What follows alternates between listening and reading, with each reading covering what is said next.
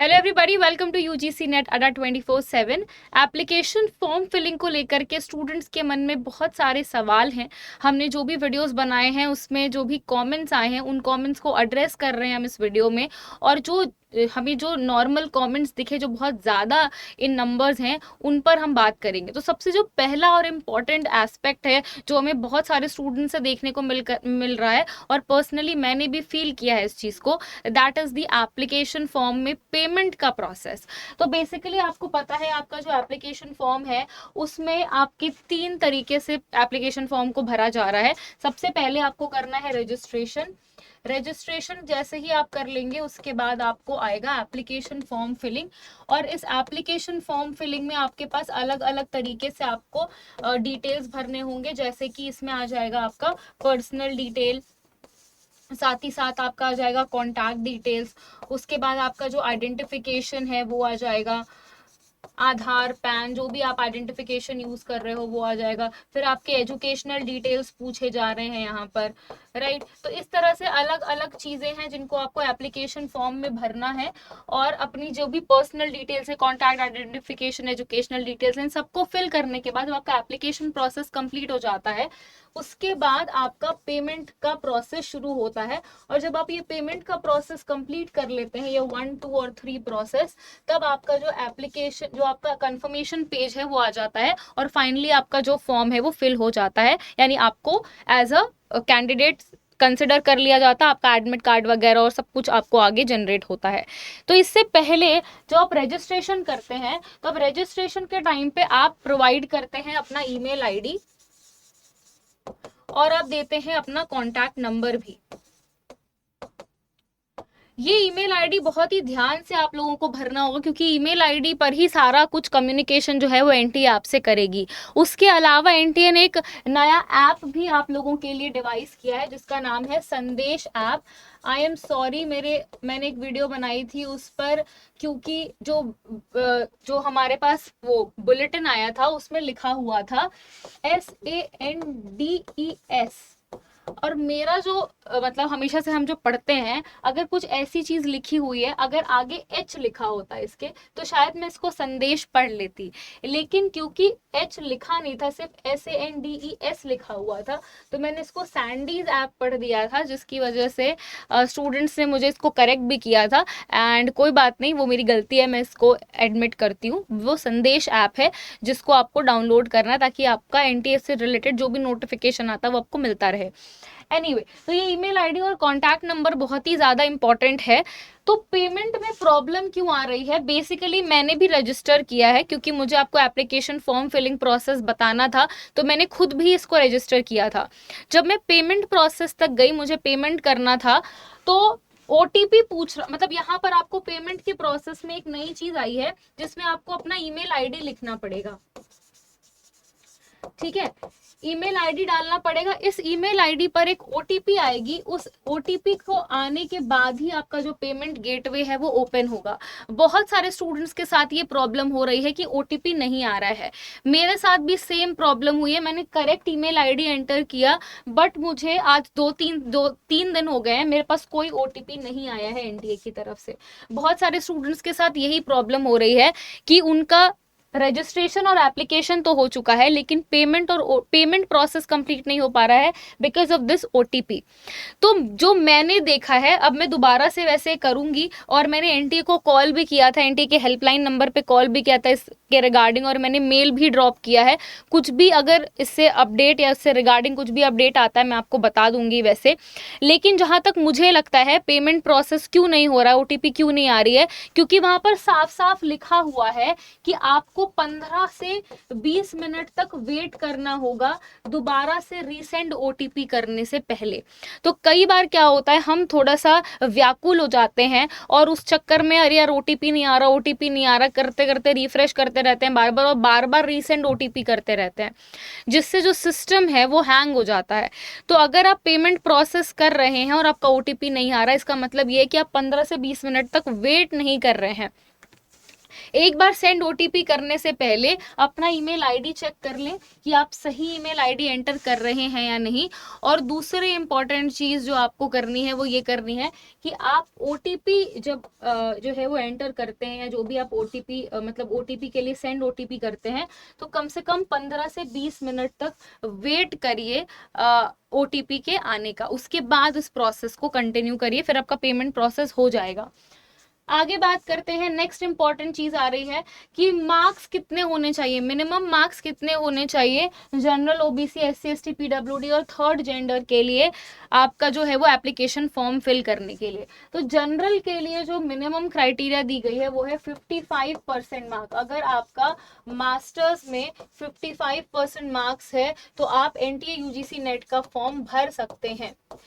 ठीक है, अगर हम बात करें ओबीसी कैंडिडेट के लिए तो इनको 5% का रिलैक्सेशन मिला हुआ है, 50% पे वो कर सकते हैं। और same goes with SC, ST and PWD and third gender also, इनके लिए 50% का रिलैक्सेशन मिला हुआ है। जनरल कैंडिडेट्स का 55% होना चाहिए, ओबीसी होना चाहिए 50% और एससी, एसटी अगर 50% है आपके मास्टर्स में तो आप यूजीसी नेट का फॉर्म भर सकते हैं।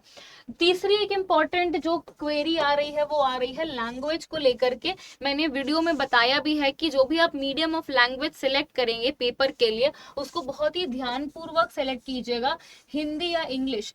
अगर आपने मान लीजिए कि अपना जो मीडियम ऑफ लैंग्वेज आपका हिंदी है लेकिन आपने इंग्लिश सेलेक्ट कर लिया है इन केस, तो जो आपका क्वेश्चन पेपर आएगा वो आपको इंग्लिश में ही आएगा, जो डिफॉल्ट लैंग्वेज है जो सिलेक्ट हो जाएगी। लेकिन अगर आपने हिंदी जो है वो चूज किया होगा अपने पेपर में, मतलब मीडियम ऑफ लैंग्वेज में, तब आपको इंग्लिश और हिंदी दोनों में ही पेपर देखने को मिलेगा। ठीक है, सो इस वजह से ध्यान दें कि आप जो भी लैंग्वेज यूज करें medium of language question paper का वो ध्यानपूर्वक यूज करें।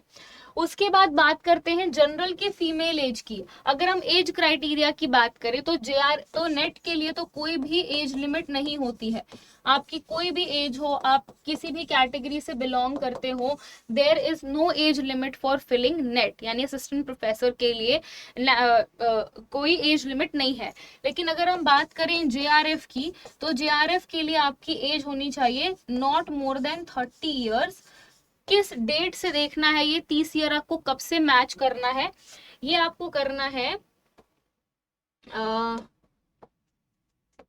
1/6/2023, यानी कि 1 जून 2023 जब आता है तब आपकी जो एज है वो 30 साल से ज्यादा नहीं होनी चाहिए, जो भी आपकी एज है। अगर हम बात करें जनरल फीमेल एज की, ये तो हमारा जो है वो जनरल के लिए हो गया। अगर हम बात करें OBC, SC, ST candidates, PWD और थर्ड जेंडर के लिए, तो आपको 5 साल का रिलैक्सेशन मिला हुआ है जेआरएफ में भी, यानी कि आपकी एज जो है वो 35 ईयर्स तक हो सकती है इन केस आप कौन सी कैटेगरी से बिलोंग करते हो। इन केस आप बिलोंग करते हो एससी, एसटी, ओबीसी, या फिर आप पीडब्ल्यूडी कैंडिडेट हो, या फिर आप जो है वो थर्ड जेंडर में आते हो। अब ये तो हमें पता चल गया, चलो ठीक है, ये तो हमारी कैटेगरी वाइज हो गई। लेकिन क्या जनरल फीमेल का भी एज लिमिट 30 होना चाहिए? नहीं, जनरल फीमेल का भी जो एज लिमिट है वो 35 है, उनको भी 5 साल का रिलैक्सेशन मिला हुआ है। तो अगर आप देखोगे जेआरएफ के लिए तो आपको ये देखना है कि 1/6/2023 कुछ जनरल फीमेल है, उनकी एज 35 साल से ज्यादा नहीं होनी चाहिए। उसके बाद बात कर लेते हैं अपीयरिंग कैंडिडेट्स फॉर्म फिल कर सकते हैं या नहीं। ये बहुत ही बार पूछा जाता है ये क्वेश्चन, काफी स्टूडेंट्स इसमें कंफ्यूज रहते हैं। देखो भाई, अगर आप अपीयरिंग कैंडिडेट हो, यानी कि अगर आप मास्टर्स में हो अपने, और आप मास्टर्स के फर्स्ट ईयर में हो या फर्स्ट सेमेस्टर में हो या सेकेंड सेमेस्टर में हो, आप बिल्कुल फॉर्म भर सकते हैं, क्योंकि फॉर्म में ऐसा कुछ सेमेस्टर वाइज पूछा नहीं है, बस अपीयरिंग और पास ये दोनों कैटेगरी है। तो अगर आप अपीयरिंग में हो मास्टर्स में, फर्स्ट ईयर में भी हो, आप भर सकते हो आराम से। क्यों? इसमें क्या होता है, जो आप इसमें प्रॉब्लम क्यों होती है, क्योंकि जो जेआरएफ है, जेआरएफ आपका 2 साल के लिए वैलिड होता है, 2 इयर्स के लिए वैलिड होता है। यानी कि अगर मान लीजिए आप फर्स्ट सेमेस्टर में है, मान लीजिए आप मास्टर्स कर रहे हैं एनवायरमेंटल साइंस में और आपने पहली बारी जेआरएफ क्वालिफाई कर दिया, तो अब आपको 2 साल लगेगा मास्टर्स अपना कंप्लीट करने में, तो जो आपको जेआरएफ का सर्टिफिकेट मिला हुआ है वो इनवैलिड हो जाएगा 2 साल के बाद। इसीलिए बेसिकली बोला जाता है कि पहले साल वाले लोग ना दें, लेकिन आप दे सकते हैं, इसमें कोई मनाही नहीं है, आप दे दें पेपर, एटलीस्ट आपको आइडिया हो जाएगा कि यूजीसी नेट का पेपर कैसा आता है, किस तरह से सवाल पूछे जाते हैं। ठीक है, तो आप बिल्कुल भर सकते हैं, अपीयरिंग कैंडिडेट्स भी फॉर्म फिल कर सकते हैं। मिनिमम एज की बात करें तो मिनिमम एज जो है वो हम ऑलरेडी डिस्कस कर चुके हैं, 30 इयर्स है फॉर जनरल मेल। ठीक है, उसके बाद 35 इयर्स है किस किस लोगों के लिए, जेआरएफ की बात हो रही है क्योंकि नेट के लिए तो नो एज लिमिट है। 35 इयर्स है किसके लिए, एससी के लिए, एसटी के लिए, पीडब्ल्यूडी कैंडिडेट्स के लिए, थर्ड जेंडर के लिए एंड जनरल फीमेल के लिए। ठीक है, बाकी बात करते हैं असिस्टेंट प्रोफेसर और जेआरएफ की एलिजिबिलिटी की।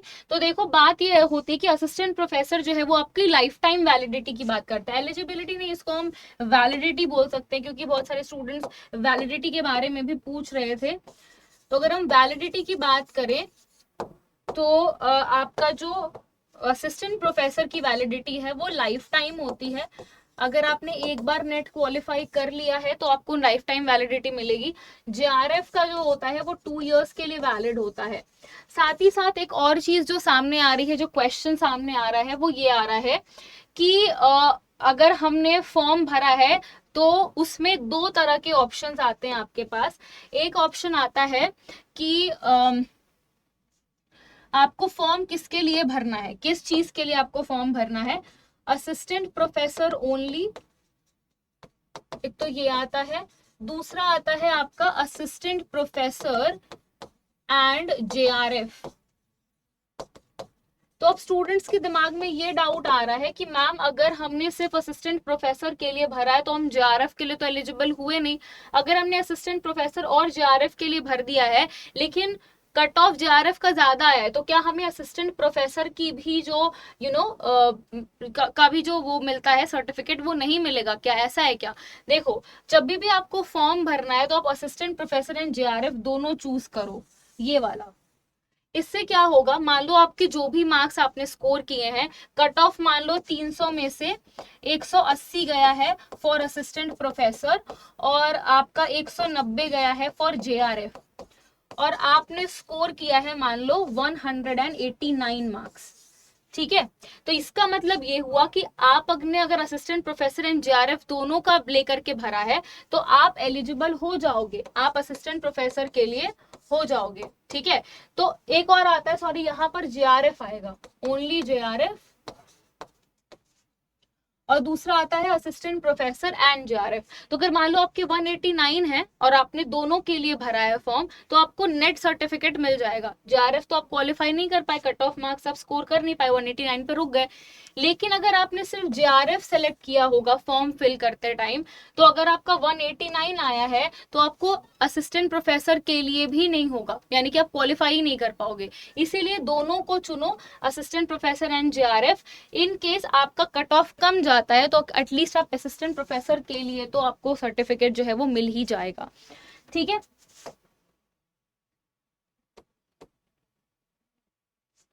तो ये हमने सारे जितने भी फ्रीक्वेंटली आस्क्ड क्वेश्चंस थे स्टूडेंट्स के उसको एड्रेस कर लिया है। साथ ही साथ पेमेंट और ओटीपी को लेकर के मैं आप लोगों के लिए दोबारा से एक सेशन लेकर के आऊँगी कि आखिर क्यों प्रॉब्लम हो रही है, और एनटीए से हमने बात भी करने का सोचा है। मैं आज कॉल भी कर रही थी, इनफैक्ट काफ़ी बार कॉल की, बट उनके एग्जीक्यूटिव जो थे वो बिजी आ रहे थे तो वो कॉल लग नहीं रही थी। बेसिकली मेल मैंने ड्रॉप कर दिया है, जैसे ही मेल का कोई रिप्लाई आता है मैं तुरंत ही आपको पेमेंट और ओटीपी से रिलेटेड जो भी क्वेरी है उस पर एक डिटेल वीडियो दोबारा से बना करके बता दूंगी। चलिए, शुक्रिया सभी का बहुत बहुत इस सेशन में मेरे साथ जुड़ने के लिए। अगर आपकी भी और कोई क्वेरीज हैं तो कमेंट सेक्शन में ज़रूर पूछें, मैं आपको फिर से जो है वो रिप्लाई करूंगी एक वीडियो के थ्रू, या फिर खुद भी मैं कमेंट्स देखूंगी और आपके कमेंट्स को पर्सनली रिप्लाई करूंगी। So yeah, thank you very much everybody, take care and have a nice day ahead. Thank you very much.